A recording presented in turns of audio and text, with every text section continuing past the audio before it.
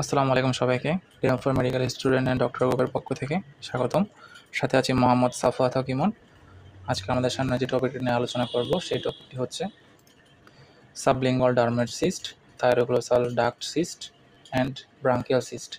এর মধ্য দিয়ে আমাদের ওরাল সিস্টের যে ফুল টপিকটি আমরা শেষ করব ইনশাল্লাহ। আজকে যে সিস্টগুলো আলোচনা করব সেগুলো মেইনলি হচ্ছে নন অন্ডোজেনিক সোর্স থেকেই হয়। চলুন তাহলে শুরু করি। সাবলিঙ্গুয়াল ডার্মেট সিস্ট, আমরা যে কথাটা লিখে আছে ওই কথা থেকে আমরা কিছুটা ধারণা পাচ্ছি। বলা হচ্ছে these are the cyst avoid hyoid and mylohyoid immediately beneath the tongue. অর্থাৎ বলা হচ্ছে আমার টাঙের নিচে এবং হাইওয়েড এবং মাইলো হাইট মাসেলের উপরে, এর মধ্যে যে স্পেসটা আছে ওই স্পেসের মধ্যে আলটিমেটলি সাবলিঙ্গুয়াল ডার্মাটোসিসটা হয়ে থাকে। তাহলে সাবলিঙ্গুয়াল মানে তো আমরা জানি এটা লিঙ্গুলা বা হচ্ছে টাঙের নিচে, এই জন্য সাবলিঙ্গুয়াল বলা হচ্ছে। ডার্মাটোসিস্ট কেন বলা হচ্ছে? কারণ হচ্ছে এটা যে লাইনিংটা রয়েছে এই লাইন উইথ দ্য এপিথেলিয়াম, এই এপিথেলিয়ামটা হচ্ছে আমার স্কিন এবং মিউকাস মেমব্রেনের সাথে কোঅপারেট করে এবং এই এপিথেলিয়ামের সাথে আমার হচ্ছে হেয়ার ফলিকল, সিবাসিয়াস গ্ল্যান্ড এবং অনেক সময় আমার হচ্ছে যে টিথ রয়েছে এগুলো ইনভলভ থাকতে পারে। অর্থাৎ যেহেতু এটা ডার্মসের সাথে আমার এই সিস্টের একটা কানেকশন দেখা যাচ্ছে, এই জন্য এটাকে বলা হচ্ছে ডার্মেট সিস্ট। তাহলে বলা হচ্ছে they are line by a keratinizing stratified squamous epithelium like skin complete with striated sebaceous gland, sweat gland and sometime hair follicles. তাহলে আমরা যে কথাটি বলেছি এই জন্য এখানে ওই কথাটাই বলা হচ্ছে। এরপরে বলা হচ্ছে a sublingual dermoid is more deeply placed than a ranula, lacks the bluish appearance and is firmer. তাহলে আমার সাবলিঙ্গুয়াল যেহেতু বলতেছি, তাহলে ওই জায়গায় আমরা যখন হচ্ছে স্যালাইভারি গ্ল্যান্ডের বিভিন্ন ধরনের সিস্ট বা বিভিন্ন ধরনের হচ্ছে সোয়েলিং সম্পর্কে জানবো বা ডিজঅর্ডার সম্পর্কে জানবো, সেখানে আমরা রেনোলা নিয়ে পড়বো। তাহলে রেনোলা যে টাইপিক্যাল অ্যাপিয়ারেন্স আর হচ্ছে সাবলিঙ্গুয়াল ডার্মাটোসিসের যে টাইপিক্যাল অ্যাপিয়ারেন্স, দুইটাই কিন্তু আমার সাবলিঙ্গুয়াল অঞ্চলে থাকে। কিন্তু রেনোলার ক্ষেত্রে দেখা যায় এটা অনেকটা সুপারফিশিয়াল থাকে, যার কারণে আমার টাংটা হচ্ছে অনেকটা আপরাইট পজিশনে থাকে এবং ওই জায়গার মধ্যে একটা ব্লুইশ অ্যাপিয়ারেন্স দেখা যায়। কিন্তু আমার এর তুলনায় সাবলিঙ্গুয়াল ডার্মাটোসিসের অবস্থানটা হচ্ছে কিছুটা ডিপলি থাকে এবং যে ব্লুইশ অ্যাপিয়ারেন্সটা রয়েছে ওইটা আমরা পাই না। এরপরে বলা হচ্ছে most present in the second ও থার্ড ডিকেড, অর্থাৎ 20 থেকে 30 বছরের ভেতরে আমাদের এই ডার্মাটোসিসের অ্যাপিয়ারেন্স আমরা পেয়ে থাকি এবং আমরা এক্সিশনের মাধ্যমে এই সিস্টার যে প্রসিডিউর বা সার্জিক্যাল যে অপারেশন এটা আমরা করে থাকি। তাহলে আমরা একটা টাইপিক্যাল অ্যাপিয়ারেন্স আমরা দেখতেই পাচ্ছি, অনেক বড় একটা সোয়েলিং এবং এই সোয়েলিংটা হচ্ছে আমার সিমেট্রিক্যাল, মানে আমার টাঙের যে কোনো এক পাশে এটা হচ্ছে এক্সটেন্ড করে নিই, এটা পুরো টাঙের যে সাবলিঙ্গাল রিজিয়ন রয়েছে পুরোটাকে হচ্ছে এটা এক্সটেন্ড করে আছে। এবং বলা হচ্ছে this cyst unlike ranula can be seen to have a thick wall because it has arisen in deeper tissues of the floor of the mouth. তাহলে যেহেতু এটা হচ্ছে deeper tissues of the floor of the মাউথে আছে, এই জন্য এটা অনেকটা থিক দেখা যাচ্ছে। এটার যে সুপারফিশিয়াল যে অ্যাপিয়ারেন্স আমরা দেখতে পাচ্ছি ক্লিনিক্যালি এটা অনেকটা থিক দেখা যাচ্ছে এবং কোনো ধরনের ব্লুইশ ডিসকালারেশন আমরা পাচ্ছি না, কারণ এটা হচ্ছে ডিপ স্ট্রাকচারগুলোকে ইনভলভ করে আছে। এরপর আমরা একটা রেডিওলজিক্যাল ইমেজিং দেখতে পাচ্ছি, এটা মেইনলি হচ্ছে এমআরআই। আমরা সাবলিঙ্গুয়াল ডার্মাটোসিসের ক্ষেত্রে এমআরআই অথবা সিটি স্ক্যানের মাধ্যমে অথবা আল্ট্রাসাউন্ডের মাধ্যমে হচ্ছে ভালো ইমেজিং পেতে পারি, যেহেতু এটা হচ্ছে আমার ডিপ টু দ্য সফট টিস্যুতে থাকে।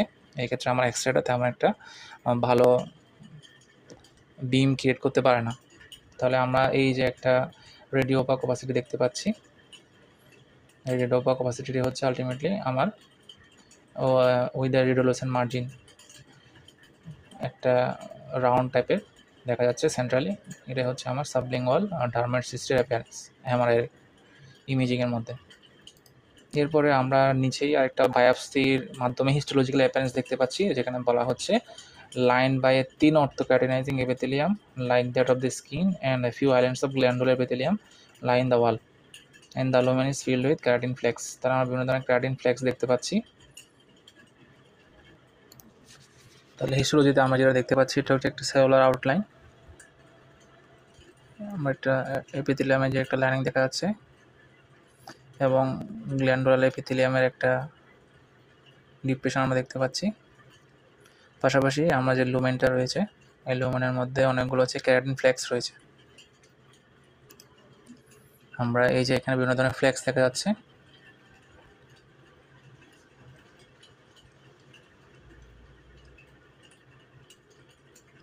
আর একটু যদি আমরা সুন্দরভাবে দেখতে চাই, তাহলে এই যে হিস্টোলজিক্যাল যে চিত্রটা রয়েছে, এই চিত্রের মধ্যে আমরা দেখতে পাচ্ছি থিচিনা সহ সিলিয়েটেড কলামনার এপিথেলিয়াম। এরপরে ডিপোজ টিস্যুর একটা অ্যাপিয়ারেন্স, অনেকটাই ট্রান্সপারেন্ট। এরপরে হেয়ার ফলিকল দেখা যাচ্ছে কিছু। এরপর হচ্ছে আমার কার্টিলেজেস দেখা যাচ্ছে বোনের, অনেক পোরাস অ্যাপিয়ারেন্স আমরা দেখতে পাচ্ছি মাঝখানে। এরপরে স্ট্রিভারিস কমাস এপিথেলিয়ামের একটা লেয়ার, যেটা হচ্ছে আমার সিলিয়েটেড কলামনার এপিথেলিয়ামের সাথে মার্চ করে। এরপর আমরা কিছু সিপিসিয়াস গ্ল্যান্ড দেখতে পাচ্ছি।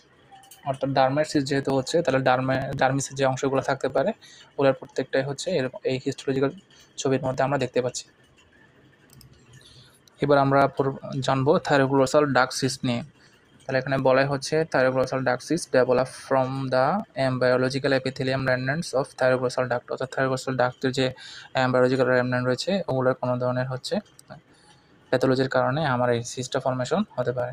Anywhere along its rather convoluted path from the dorsum of the tongue to the side of the thyroid gland.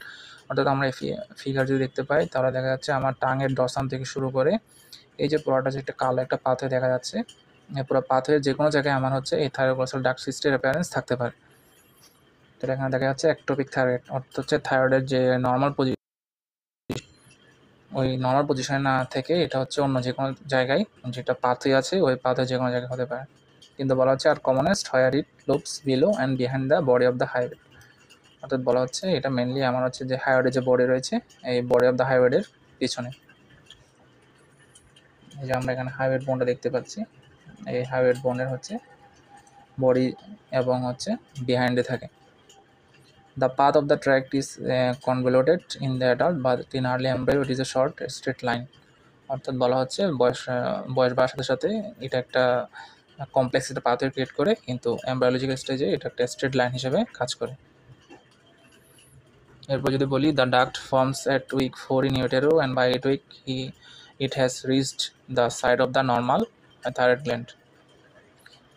এরপরে বলা হচ্ছে the thyroglossal cyst are the commonest neck cyst. অর্থাৎ নেক সিস্টের মধ্যে সবচেয়ে যে কমনটা সেটা হচ্ছে থাইরোগ্লোসাল সিস্ট। অনেক সময় স্যারা জিজ্ঞেস করতে পারে অর্ডোজেনিক সিস্টের মধ্যে সবচেয়ে কমন কোনটা, radicular cyst.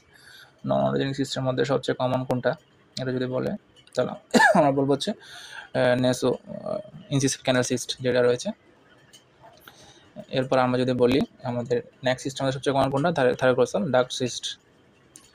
Clinically the cyst arises on swallowing while the tongue moves upward. অর্থাৎ বলা হচ্ছে আমরা যখন ডুব গিলি তখন হচ্ছে আমার এই সিস্টটা হচ্ছে উপরে ওঠানামা করে।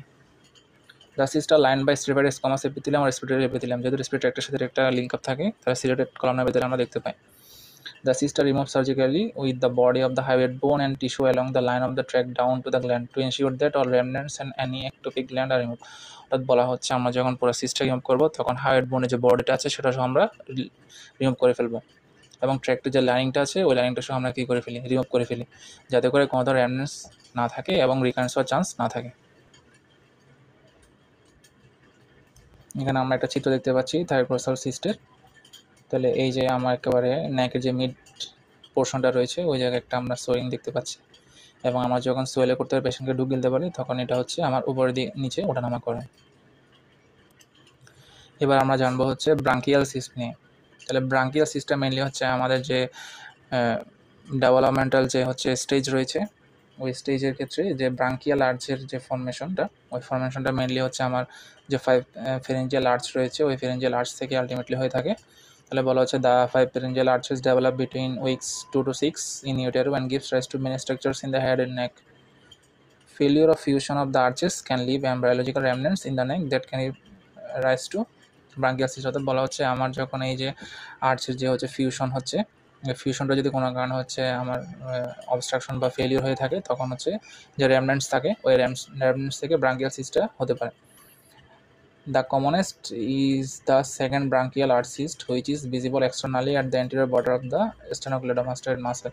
Sternomastoid muscle অর্থাৎ বলা হচ্ছে আমার সবচেয়ে যেটা কমনেস্ট ব্রাঙ্কিয়াল সিস্ট আমরা দেখতে পাই এটা হচ্ছে মেনলি আমার সেকেন্ড ব্রাঙ্কিয়াল আর্চ থেকে হয়ে থাকে, এবং এটা হচ্ছে আমাদের যে anterior border of sternocleidomastoid muscle রয়েছে ওখানে এটা ভিজিবল হয়। আমরা সহজ করে মনে রাখবো just below the angle of the mandible. তাহলে আমার অ্যাঙ্গেল অফ দ্য মেন্ডিবল যেখানে রয়েছে ওটা ঠিক নিচে যদি আমরা কোনো ধরনের সোয়েলিং দেখতে পাই, বিনেন সোয়েলিং, তাহলে আমরা মনে করব হচ্ছে এটা একটা ব্রাঙ্কিয়াল সিস্ট প্রথমে, এবং এটা ইউনিল্যাটারাল হয়ে থাকে। এরপরে বলা হচ্ছে sometimes the cyst open up to the skin and then known as branchial cleft. অর্থাৎ কোনো কারণে আমার যদি সিস্টে কোনো ধরনের ওপেনিং দেখা যায় তখন এটা ব্রাঙ্কিয়াল ক্লেফট নামে আমরা এটাকে বলতে পারি। এরপর বলা হচ্ছে branchial cyst can attain a large size and present in adolescent or adults up to the 40 years of age. অর্থাৎ এটা হচ্ছে আমার ডেভেলপিং এজ থেকে শুরু করে এমনকি যদি অনেক বড় হয় তাহলে এটা অনেক দিন পর্যন্ত থেকে যেতে পারে, আপ টু 40 ইয়ার্স পর্যন্ত। An identical presentation may develop when tonsil or base of the tongue carcinoma metastases to a cervical lymph node. বলা হচ্ছে আমার এই ধরনের সিস্টিক যে প্রেজেন্টেশনটা এটা আমরা পেতে পারি অনেক ক্ষেত্রে যখন টনসিলাইটিস হয়, বা হচ্ছে আমার বেস অফ দ্য টাঙে যদি কোনো ধরনের কার্সিনোমা হয়ে থাকে এবং এটা যদি মেটাস্টাইজ করে হচ্ছে লিম্ফ নোডের মাধ্যমে, তখন ওই অ্যাঙ্গেল অফ দ্য ম্যান্ডিবলের নিচেও ফুলে যেতে পারে, যেটার কারণে আমরা ব্রাঙ্কিয়াল সিস্টের একটা মিসম্যাচ করতে পারি। পরবর্তীতে আমরা হিস্টোলজিক্যালি এটাকে আলাদা করতে পারি এবং কনফার্মেটরি ডায়াগনোসিসে যেতে পারি। আমরা যদি টাইপিক্যাল অ্যাপিয়ারেন্স দেখি তাহলে এখানে বলা হচ্ছে এই যে অ্যাঙ্গেল অফ দ্য ম্যান্ডিবলের ঠিক নিচে আমরা একটা বিনাইন সোয়েলিং দেখতে পাচ্ছি, ইউনিল্যাটারাল ইন অ্যাপিয়ারেন্স, এবং অ্যান্টেরিয়র টু স্টার্নোমাস্টেড মাসল। আপনার যে মোস্ট কমন যে টাইপটা রয়েছে এটা হচ্ছে আমার সেকেন্ড ব্রাঙ্কিয়াল আর্চের থেকেই হয়ে থাকে ব্রাঙ্কিয়াল সিস্টটা। তার আমরা দেখতে পাচ্ছি স্টার্নোক্লেডোমাস্টেড মাসল, এটার ঠিক অ্যান্টেরিয়রে রয়েছে আমার সেকেন্ড ব্রাঙ্কিয়াল ক্লেফট সিস্ট। এখান থেকে হচ্ছে আলটিমেটলি আমাদের মোস্ট কমন টাইপটা হয়ে থাকে। এখানে বলা হচ্ছে second branchial cleft cyst tract linked to the tonsillar fossa or palatine tonsil, a most common cyst. এটা হচ্ছে সবচেয়ে বেশি হয়ে থাকে। এর মধ্য দিয়ে আমাদের অরন্ডোজেনিক সিস্ট এবং নন অরন্ডোজেনিক সিস্টগুলো আমরা কভার করার চেষ্টা করেছি। পরবর্তীতে আমরা কিছু সিউরি সিস্ট নিয়ে আলোচনা করব, যেটা এখানে বোনি সিস্টও বলা হয়ে থাকে। যদি কোনো ধরনের পরামর্শ জানার দরকার থাকে তাহলে আমাদের যে টেলিগ্রাম চ্যানেল রয়েছে ওই টেলিগ্রাম চ্যানেলে আপনারা আপনাদের মতামত জানাতে পারবেন কমেন্ট করার মাধ্যমে। আসসালামু আলাইকুম।